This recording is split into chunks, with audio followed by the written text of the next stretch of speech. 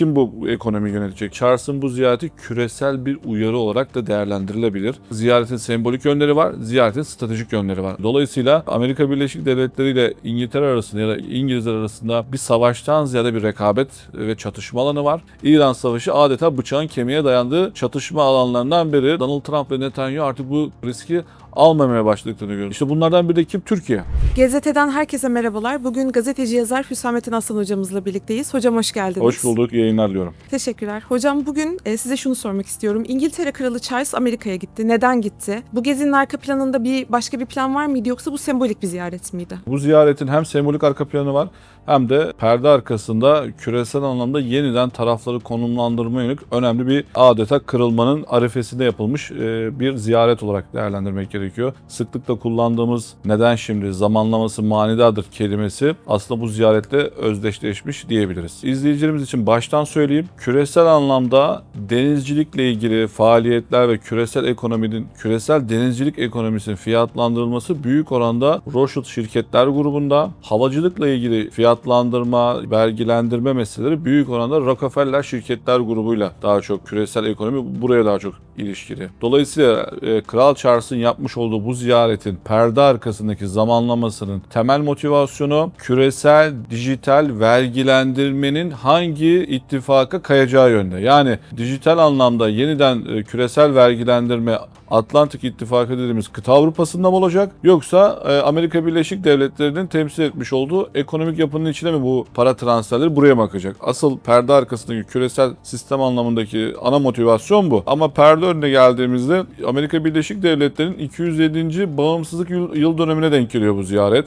35 yıl sonra İngiltere Kralı ya da İngiltere Kraliyet ailesiyle yapılan ikinci ziyaret. Birinci ziyaret Kral Charles'ın annesi Kraliçe Elizabeth 1991 yılında Soğuk Savaş'tan hemen sonra yapıyor ziyareti ve 2-3 ay sonra Amerika Birleşik Devletleri Körfez Savaşı'na başlıyor. 35 yıl sonra yapılan bu ziyaret ise çok kutuplu dünya sistemine girişin aslında temsili. İşte sembolik anlamdaki ziyaretin temel motivasyonu birincisi buydu. İkinci sembolik anlamda ziyaretin arka planında az önce bahsettiğim gibi küresel dijital ekonominin fiyatlandırılma meselesi. Kim bu ekonomiyi yönetecek? Avrupa mı yönetecek? Amerika mı yönetecek? Rockefeller şirketler grubu mu yönetecek? Rothschild şirketler grubu mu yoksa ortak konsorsiyum mu yönetecek? Tam olarak burada Kral Charles Donald Trump'a bir hediyede bulunuyor. Bu hediye denizcilikle alakalı. Zira biliyorsunuz İran Savaşı'nda İran hava gücü, askeri kapasitesi Amerika Birleşik Devletleri'ne karşı oldukça yetersiz olmasına rağmen Hürmüz Boğazı'nı adeta kimyasal bir silah gibi kullanarak enerji taşıyan, petrol, gaz taşıyan gemilerin biliyorsunuz geçişine engel olmuştu. Bu anlamda küresel ekonomiye 1-1,5 puanlık kabaca 2 trilyon dolarlık bir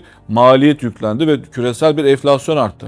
Tam işte burada bu denizcilik rotalarıyla ilgili yeniden bir fiyatlandırma meselesi. Mesela küresel anlamda gemi sigortaları ya da denizcilikle ilgili sigortalar büyük oranda Londra Finans Merkezi bunu belirler. Bu anlamda İran'ın yapmış olduğu bu Hürmüz Boğazı'nı kapatması fiyatların artmasına kaba bir tabirle yeniden fiyatlandırılmasına neden oldu. Dolayısıyla uluslararası finans çevrelerine kırılganlığın hafif olduğu, zayıf olduğu yani kırılganlığı garanti vermekle ilgili yapılan bir ziyaret olarak da değerlendirebiliriz Kral Charles'ın ziyaretini. Dolayısıyla sizin sorunuza dönecek olursak ziyaretin sembolik yönleri var, ziyaretin stratejik yönleri var. Ama görünür anlamdaki temel hedef az önce bahsettiğim gibi denizcilikle ilgili küresel ekonomi büyük oranda Rothschild şirketler grubu yönetiyor. Havacılıkla ilgili Rockefeller şirketler grubu Amerika'da yönetiyor. Burada dijital ekonomi yani güvenlik, savunma sanayi ile ilgili dijital temelli yapılan ürünlerin ya da anlaşmaların küresel ekonomisi Avrupa mı yönetecek, Amerika mı yönetecek? Asıl tartışma bu. Hocam aslında görüşmelerde Kral Charles yıllar süren bir birlikteliğimiz var diyerek bir ortak millet vurgusu da yapmış oldu.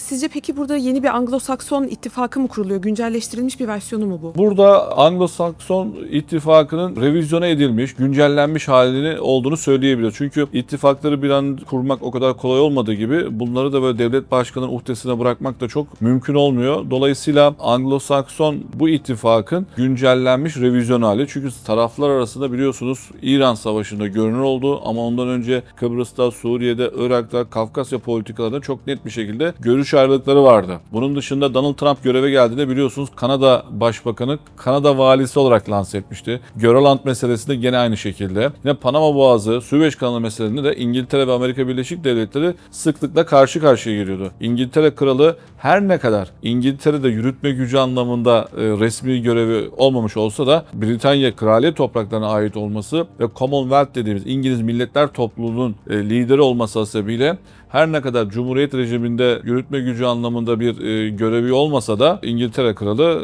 Britanya İmparatorluğu'nun resmi devlet yetkilisi olarak bu görüşmeleri yapıyor. İmzalama anlamında bir bağlayıcılığı yok ama operasyonu, atmosferi yönetme anlamında küresel anlamda bir karşılığı var. Zaten Amerika Birleşik Devletleri'de Kral Charles'ı devlet başkanı statüsünde ağırladı. Dolayısıyla bunu Anglo-Sakson ittifakta rekabet alanının tekrar güncellenmesi, revizyonu anlamında değerlendirebiliriz. Hocam bu güncellemede peki karşı oldukları şey bir ittifak olarak İran mıydı, Rusya mıydı yoksa Çin miydi?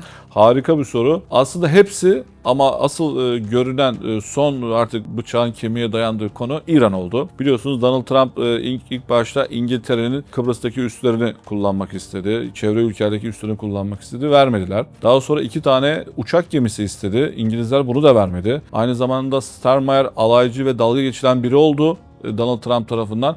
Starmer BBC'ye vermiş olduğu açıklamada benimle dalga geçebilirsin ama İngiliz genç askerlerini sizlerin ihtirasları için İran'da ölmeye gönderemem şeklinde çok net ve güçlü bir duruş sergilemişti. Dolayısıyla İran Savaşı aslında bunun görünen son noktası olmuştu ama biz şunu da biliyoruz. Grönland meselesi olduğunda da İngiltere yine kıta Avrupası ile beraber hareket etmiş, Donald Trump'ı eleştirel bir pozisyon takılmıştı. Kanada Başbakanı hakaret ettiğinde Donald Trump, İngiltere her ne kadar sessiz bir pozisyon alıyor olsa da destek vermemişti. Bunun dışında Venezuela'da Maduro'nun eşiyle beraber helikopterle başkanlık sarayında çıkarılmasından birkaç gün önce İngiltere istihbarat desteğini kesmişti. Amerika Birleşik Devletleri'ne Karayipler'deki adalardan sağlanan elektronik istihbaratla ilgili desteği kesmişti. Dolayısıyla Amerika Birleşik Devletleri ile İngiltere arasında bir savaştan ziyade bir rekabet ve çatışma alanı var. Dolayısıyla taraflar birbirleri ittifakı bozmak değil, eşit koşullarda ortaklığın peşinde ama Donald Trump yönetiminde bu çok mümkün, pratikte mümkün olmuyor. İngiliz Başbakan İran'a asker göndermeyi reddetti. Bunun dışında Hint Okyanusu'ndaki adaların kullanılmasını bunlara müsaade etmedi. En azından engel olmayacağını açıkladı ama destek vermedi. Dolayısıyla Britanya 1965 Süveyş Kanalı krizinden sonraki en büyük Amerikan-İngiliz bunalımının ortasında. İşte bu ziyaret tam olarak bunun üzerine inşa edildi. Taraflar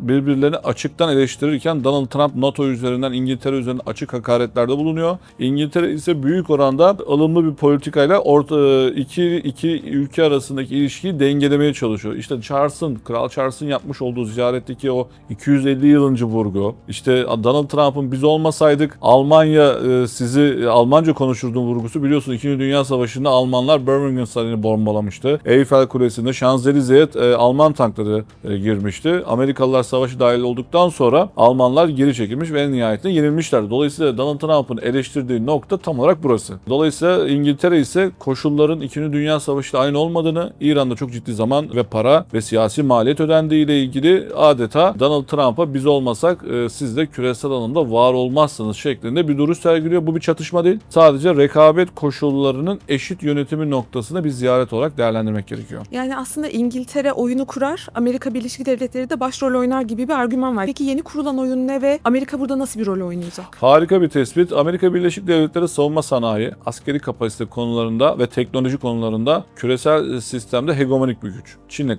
yarışsa da halen 1. sıradaki ülke. İngiltere ise yargı, diplomasi ve uluslararası hukuk ve Commonwealth dediğimiz dünyanın çeşitli ülkelerindeki o ağı kullanması ve istihbarat tabii hasebiyle adeta Amerika Birleşik Devletleri'nin akıl babası rolünde. Dolayısıyla istihbaratta Five A's dediğimiz bir unsur var. Yani tek merkezden birçok bileşenle yürütülen kurum şeklinde değerlendirebiliriz. Burada Amerika Birleşik Devletleri, İngiltere, Kanada, Yeni Zelanda, Avustralya var. Bunların 4'ü İngiliz sömürgesi, bir tanesi Amerika Birleşik Devletleri. Amerika Birleşik Devletleri 2. Dünya Savaşı'nda başta olmak üzere Soğuk Savaş döneminden beri bu ittifak Five A's dediğimiz istihbarat alanı en fazla istifade eden ortaklardan biri. Hatta ortağın kendisi. Dolayısıyla az önce bahsettiğim gibi Venezuela ablukasını yaptığında İngilizler destek vermedi. Yine Küba ablukası politikasına destek vermiyor. Bunun dışında Grönland'da, Kolombiya'da, Panama'da, Ukrayna'da açıktan karşı karşı. Ukrayna'da adeta savaş durumuna yakın bir durumda. Dolayısıyla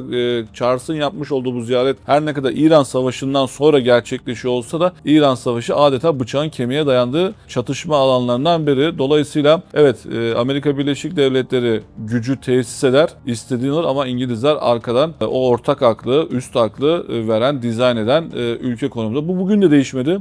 Sadece menfaatlerin çatıştığı bir ortamın tam arefesindeyiz. Donald Trump hükümeti artık kararları İngiltere ile beraber değil, İsrail ile alıyor. Dolayısıyla İngiltere bu istihbarat ağını, uluslararası hukuk temelindeki ağını İsrail ve Donald Trump'ın oyuncağı haline getirmemek için büyük direnç gösteriyor. Asıl çatışmanın göbeğinde bu denklem var. Aslında kral da konuşmalarında Amerika'nın ne kadar yeni bir ülke olduğunu şakayla karışık bir şekilde ifade ederken de bunu söylemeye çalıştı. Kesinlikle 1000 yıllık İngiliz kibrini gösterdi adeta. Çünkü Amerika'nın kurucu babalarıyla ilgili cümleyi kullanırken, şimdi biliyorsunuz convertible para birimi dolardan önce sterlinde. Bugün de Londra piyasalarını domine ediyor ve dünyada para transferlerinin %60'ı Londra New York hattında gidiyor. Ama İngilizlerin o dediğimiz o küresel ağın içerisinde Cebeli Tarık Boğazı, Süveyş Kanalı, Hürmüz Boğazı ve dünyanın çeşitli su yolları İngilizlerin hakimiyetinin elinde ve buradan ne geçiyor? Nakliye gemileri, LNG ve petrol gemileri, yani gaz ve doğalgaz ve gemileri, petrol gemileri, adeta Charles o denizcilik hediyesiyle Donald Trump'a evet sen şu an dünyanın birinci güçlü ülkesisin ama ben olmasan ve denizcilikle ilgili benim gücüm olmasa sen bir hissin demeye getiriyor. İşte bu yüzden İran Savaşı nerede tıkandı? Havada değil, denizde tıkandı. Çünkü deniz yollarını tuttular ve Amerika Birleşik Devletleri küresel maliyetin doğurduğu finansal maliyet, siyasal maliyetinden oldu. Kasım ayında seçim var. Donald Trump ve Netanyahu artık bu ki almamaya başladıklarını görüyoruz. Dolayısıyla İngilizler Charles'ın Donald Trump'a vermiş olduğu hediyedeki o simgesel mesaj üzerinden zamanlaması hasebiyle dijital ekonomi, küresel anlamda dijital ekonominin Rothschild şirketler grubu mu, Rockefeller şirketler grubunun yönetimi noktasında adeta net bir tutum sergiliyor. Diyor ki evet, Amerika'yı siz kurdunuz, bizim sömürgemizdi, bize zaten monarşiye karşı yapılmış bir bağımsızlık savaşı. O dönemin monarşisi İngilizlerdi. Charles adeta Donald Trump'a parmak sallarcasına değil ama entelektüel bir kapasiteyle karşısında direnç gösteriyor. Bunu da Donald Trump gibi kabalaşmadan yapmaya çalışıyor. Hocam, İngiliz monarşisinin gücü hala aktif mi ya da kral seviliyor mu hala Amerika'da? Şimdi kral seviliyor mu sevilmiyor diye keskin bir cümle kullanamayız ama merak ediliyor mu, ilgili mi, ilgisiz mi? Amerikan toplumu kralın varlığından ziyaretiyle ilgili değil. Ama şununla ilgili. Kraliyetin her ülkenin kraliyeti ailesinde olduğu gibi bir merak, o şatafatın, o gösterişin arka planına insanlar ilgileniyor. Bu ziyaretin önemini Amerikalılar kavradı mı, kavramadı. Tam olarak işte bu sorunun cevabı olarak Donald Trump retweet ediyor. Tabii Beyaz Saray'ın sosyal medya hesabında 2 kral var. Paylaşımı var. Biliyorsunuz bundan birkaç ay önce No King eylemleri vardı. 2025 Ekim ayı, Haziran Temmuz aylarında yine bir gösteri vardı. 2026 Mart ayında da, yani kabaca bir ay önce de yine No King gösterileri vardı ve burada Donald Trump hükümeti açık bir şekilde eleştiriliyor. Göçmen karşıtı, İran Savaşı, aklınıza gelebilecek dış politika reflekslerinden ötürü. Dolayısıyla tüm bu İngilizleri bu uluslararası ve jeopolitik pozisyonlara karşı Donald Trump da ben bildiğimi okumaya devam edeceğim şeklinde. Evet, İngilizlerin gücünü, varlığını kabul ediyorum. Ama benim de yürüyen bir dış politika perspektifim var ve burada pozisyon almaya çalıştığını, ben bu paylaşımı siyasal bir düzlem üzerinde bu şekilde ilişkilendirebiliyorum. Hocam, bu süreçte yine Trump'ın ilginç çıkışları oldu. Bunlar onun klasik patavatsızlıkları mıydı yoksa burada başka bir mesaj mı vermek istedi? Evet, 19. yüzyılda savaşların ve gerilimin temel motivasyonu kömür, petrol ve doğalgaz. 21. yüzyılda tüketim biçiminin değişmesiyle birlikte elektrikli otomotivlerin temel bileşenlerinden biri olan pil ve aküleri bir araya getiren 5 tane nadir toprak elementi var. İşte kavganın adı burada gerçekleşiyor. Lityum, alüminyum, nikel, altın ve bakır. Panama'da, Grönland'da, Küba'da, Venezuela'da, Ukrayna'da, İran'daki meseleler büyük oranda bunun üzerine inşa edilmiş durumda. Dolayısıyla Kral Charles bu ziyareti yaparken Donald Trump'ın heyetinde kimler vardı biliyor musunuz büyük oranda? Teknoloji ve küresel anlamda elektronik, elektrikli otomotiv o şirketleri bir araya getirenlerin bu sektörlerdeki yatırımlarını yapan küresel büyük şirketler, biliyorsunuz bunlar aynı zamanda Donald Trump hükümetine de güçlü destek vermiş, seçim kampanyasında güçlü bağışlarda bulunmuşlardı. İşte o simgesel mi bu ziyaret, stratejik mi? Tam olarak gelmiş olduğu noktalarda ziyareti karşılayan o protokol heyetindeki kişilerin iştigalleriyle de ilişkilendirebiliyoruz. Nitekim bu zamanlaması diye bir kelime var var ya, bu ziyaretin zamanlaması neydi? Bu saldırının zamanlaması neydi? Küresel anlamda şu anda kıta Avrupa'sında ve Amerika Birleşik Devletleri'nde küresel dijital ekonomi vergilendirme meselesi var. Bunun dışında savunma sanayi şirketleri var. Savunma sanayi şirketleri de eşyadan mütevellit 21. yüzyılda büyük oranda yüksek teknolojiyle çalışan ağır askeri araç ve gereçler oluyor ya da işte SİHA, İHA teknoloji bunun bir parçası, biliyorsunuz. Yani basit olarak izleyicilerime şunu anlatalım. Diyelim sizin bir uçak şirketiniz var. O küresel anlamda AİTATA'ya üye olmanız gerekiyor. Oraya bir bağış yapmanız gerekiyor. AİTATA kimin hegemonyasında? Rockefeller şirketler var. Ondan izin alman gerekiyor. Uçak şirketin var. Uçak yapacaksın. Paran var, teknolojin var, mühendislerin var. Yetmiyor. Bu sistemin entegre olduğu küresel nizam, işte mizan neyse artık o. Oradan izin alman gerekiyor. İşte burada bir ekonomi var. O izinler de öyle 3-5 dolar alacak bir şey değil. Milyon dolarların döndüğü yer. İşte havacılık bu Rockefeller şirketler grubunun elindeydi. İşte burada da savunma sanayi ürünleri var. İHA, SİHA teknolojileri, işte yüksek teknoloji füzeler, balistik füzeler. Her ne kadar İran bu sistemin dışında olsa da birçok üretici devlet var. İşte bunlardan biri de kim? Türkiye. Dolayısıyla İngiltere gibi ülkeler küresel anlamda büyük anlaşmalar yapamıyor. Çünkü bu ekonomiyle ilgili bir dağınıklık söz konusu. İşte bu dağınıklıkla ilgili Amerika ile bir rekabet halinde bir durum vardı. İşte Charles işte bu ziyareti bu yüzden geçiyor. Zamanlama işte bu tartışmaların, bu vergilendirmenin tam üzerine geldi. Bu bir. İki, İran Savaşı'ndan ötürü biliyorsunuz küresel denizcilik sigortalama maliyetleri arttı.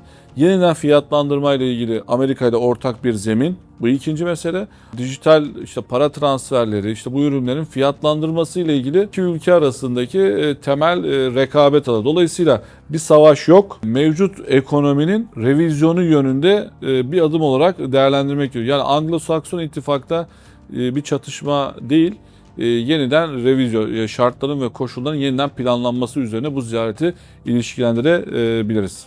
Hocam, Dışişleri Bakanımız da aslında kısa bir süre önce bu görüşmelerden İngiltere'deydi. Hı hı. Peki bunun konuyla bir alakası var mıdır? Türkiye'nin bu noktadaki etkileri nelerdir? Nasıl yorumlayabiliriz? Şimdi ziyaretten 1,5-2 gün kadar önce Dışişleri Bakanı Sayın Hakan Fidan İngiltere'deydi ve stratejik işbirliği anlaşmaları yaptı. Türkiye'de çok fazla yakından takip edilmemiş olsa da bu anlaşmalar da bu ziyarette aslında ilişkili diyebiliriz. Zira Hakan Fidan'ın yapmış olduğu anlaşmalar ve temaslarda NATO ile ilgili ilişkiler, İngiltere ile biliyorsunuz Türkiye arasında Eurofighter uçaklarının alışverişiyle ilgili İngiltere'nin vermiş olduğu izinler.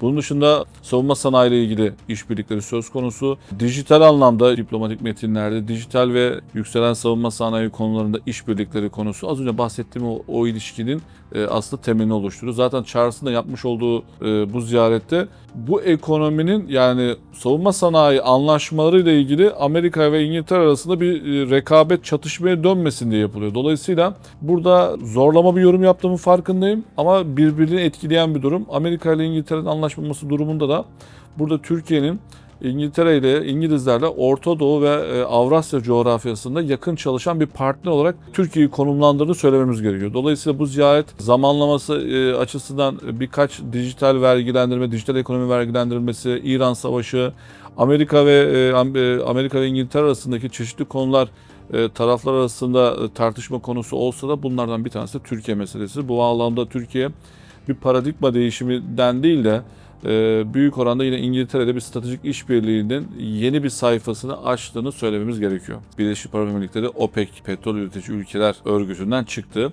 Bu alanda Suudi Arabistan, Riyad, Londra, New York hattı küresel likidite üçgeni olarak biliniyor. Çünkü petrolün fiyatlandırma meselesinde biliyorsunuz OPEC belirleyici. Dolayısıyla Birleşik Arap Emirlikleri'nin buradan çıkması adeta Amerika Birleşik Devletleri, İsrail, Birleşik Arap Emirlikleri hattının, bu hattın küresel anlamda kendisini yeniden konumlandırma olarak okumak lazım. Bu bağlamda Charles'ın bu ziyareti küresel bir uyarı olarak da değerlendirilebilir. Çünkü Birleşik Arap Emirlikleri OPEC'ten başına buyruk bir şekilde çıkamazdı. Burada büyük bir siyasi bir dayatmaya maruz kaldığını biliyoruz.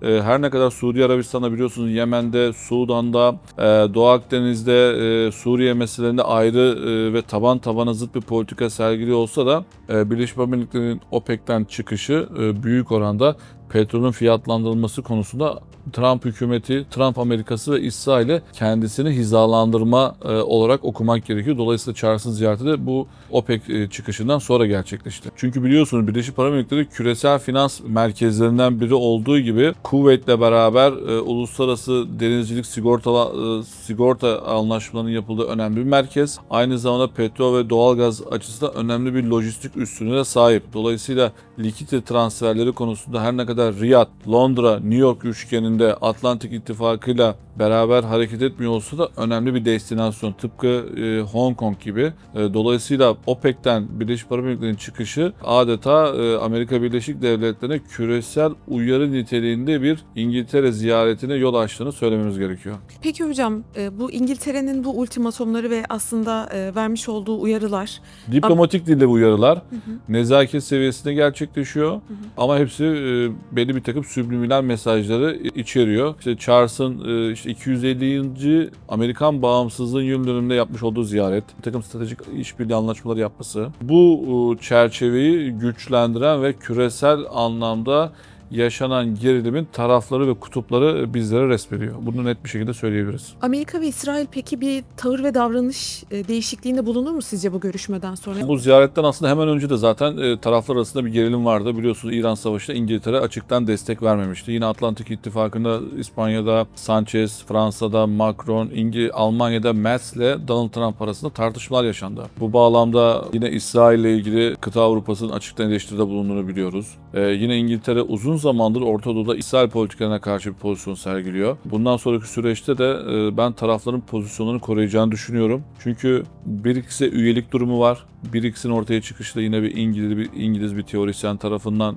yapılmıştı. Dolayısıyla burada Hindistan biliyorsunuz kurucu 5 ülkeden biri. Az önce bahsettiğim o Birleşik Arap Emirlikleri, İsrail, Amerika hattına Hindistan'ın da eklenmesi yüksek bir olasılık olarak konuşuluyor. İşte yerine de Türkiye'nin geçebileceği çeşitli varsayımlar arasında. Dolayısıyla taraflar arasında İsrail'de belki bir tepki gelmeyecektir ama İngilizlerle çok sürekli karşı karşıya geleceğinden bahsedebiliriz. Anlamda denizcilik hisselerinin arttığını biliyoruz. Özetle bu ziyaretin temel motivasyonlarından biri de küresel denizcilik, küresel dijital ekonomi piyasalarına verilen bir güven ve güvence. Aramızda bir savaş yok. Sadece itilaflı konularla ilgili yaşanan bir revizyon var mesajının küresel piyasalara verildiğini ve bunun da yansımalarının sigorta maliyetleri, navlun maliyetleri, taşımacılık maliyetleri kısmen de olsa bir düşüş gösterdiğini ve bu şirketlerin borsada faaliyet gösteren küresel taşımacılık şirketleri, denizcilik şirketlerinin hisse fiyatlarının küçük de olsa bir artış sağlandığını bu ziyaretin gerçekleştiği sırada izleyicilerimize söyleyebiliriz. Hocam ben şunu da merak ettim. Az önce konuşurken dedik ya 2. Elizabeth ziyaret ettikten kısa bir süre sonra Körfez Savaşı 2 ay çıkmıştı. sonra, evet. Bu görüşmeden çok kısa bir süre önce de aslında bir saldırı düzenlendi. Peki bu görüşmeden sonra büyük bir olay olabilir mi sizce? Harika bir soru. Ama bu soruyu cevaplandırırsam bir komploya kayarım. Ama bir gerginlik olur mu diye az önce sormuştunuz. Ben de gerginliğin devam edeceğini söylemiştim. Dolayısıyla benim beklentim küresel sistem yeniden dizayn ediliyor. Bu dizayn edilirken bir savaşa ihtiyaç var. Bizim klasik anlamda bildiğimiz karşılıklı tankların, bombaların birbirlerine bombaladığı bir savaştan ziyade işte Covid-19 döneminde biliyorsunuz dünya kapandı. İşte dijital ekonomi ortaya çıktı. Dolayısıyla taraflar yeniden kar paylarını revize ettiği bir dönemdeyiz. Klasik anlamda bir savaştan bahsetmiyoruz. Bir revizyon, gerilim var. Ama siz bana soracak olursanız bir savaş olur mu? Bilmiyorum. Suikast olur mu? Bilmiyorum.